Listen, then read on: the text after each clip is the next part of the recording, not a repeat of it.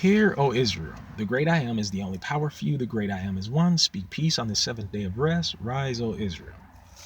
Now, before I get started, Indigenous Hebrew Israelite Awakening is not a racist hate group. We simply live right here. We simply live here.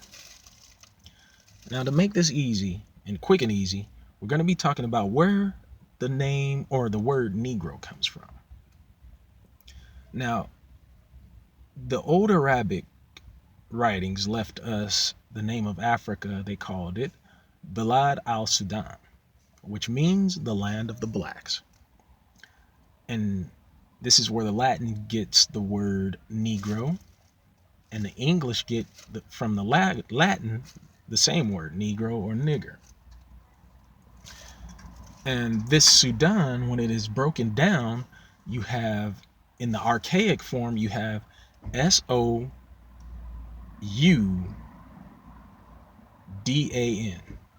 That's S-O-U-D-A-N.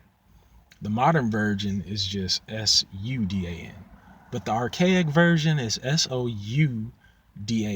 And when those two syllables is broken down, it means so means land, and Udan means Jews or Judeans. So with the word Sudan, you have land of the Jews or land of the Judeans. And this is in Africa, folks. Did you hear me? Let's keep going. From the Igbo of Abuja, Nigeria, down to the great Zimbabwe ruins, down near in the southern parts of Africa, where the Shona and the Lemba tribes are. These are Bantu-speaking people who still hold on and maintain Israelite or ancient Hebrew customs and traditions. Now, the word Bantu, when it's broken down in the Hebrew, it means Bantu, meaning Ban is son, and Tu meaning swept or scattered. In the Bible, it prophesies that the Hebrews would be scattered through the four corners of the earth. Now, folks, at this point, you should know that the Bible is specifically talking to black people.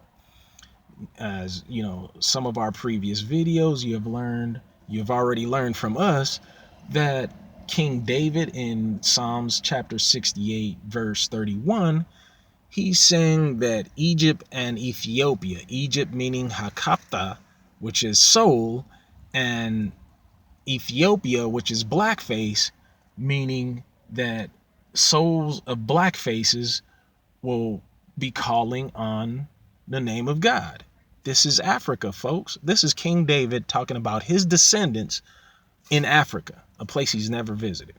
But again, to keep this quick, and also Isaiah chapter 18, verse 1, beyond the rivers of Ethiopia, Zephaniah chapter 3, verse 10, also beyond the rivers of Ethiopia, confirming, the prophets, confirming the brother prophets, and even Jeremiah in both his books, Jeremiah and Lamentations.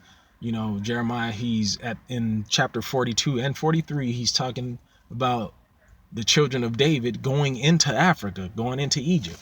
So again, this is people in Africa maintaining their identity as Jews, not religious, not as the religious, the Ashkenazi Jewish, but living, breathing, blood-right, people who have been born of their fathers, Jews. And to seal this message, I wanted to give you guys 1 Chronicles chapter 5, verse 2. For Judah prevailed above his brethren, and of him came the chief ruler, but the birthright was Joseph's. So again, you have these Hebrews that are in Africa maintaining the chief ruler status.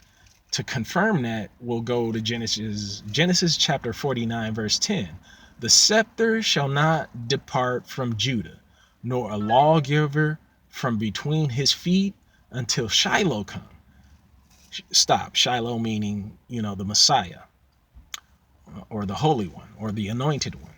And unto him shall the gathering of the people be. Now, in this Genesis, this book is talking about Israelites gathering to Judah. And you go back to 1 Chronicles chapter 5, verse 2, Judah prevailed above his brethren.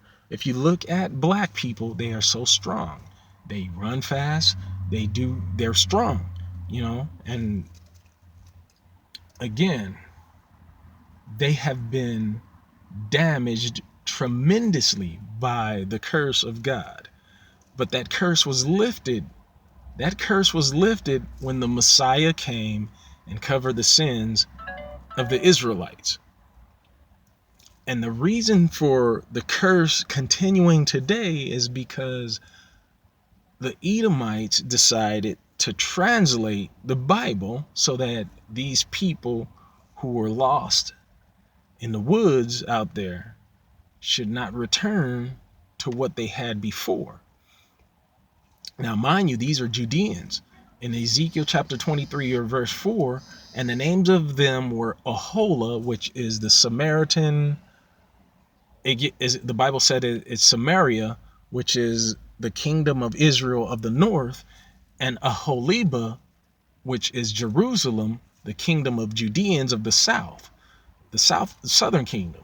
Now, the Judeans, Aholibah, would sin worse than their brethren. So you Native Americans, you Latinos, you people who have scattered off into y'all birthright, you guys have the land. It is the Judeans. It is your brother Negroes who hold the scepter. If you guys wake them up, all this madness would go away. If you wake them up. That's the gist of this message today. Because the children of Israel are the most hard-headed people on the planet. They are the most religious people, but they are the most hard-headed. And if they don't wake up, if these Judeans don't wake up, all the rest of you are going to stay in this cursed system that has been forced upon us all. We are people of the land. We are people of the earth. And that's where God pulled us out of and made Father Adam of. We are of this earth. I just want to end this by saying peace and blessing to all the visitors. Thanks for coming. I'm a Hebrew Israelite. I'm a conscientious objector and an administrator of peace. I'm going to enjoy some of this tamarind to help out my immune system. Hebrew Israelite out.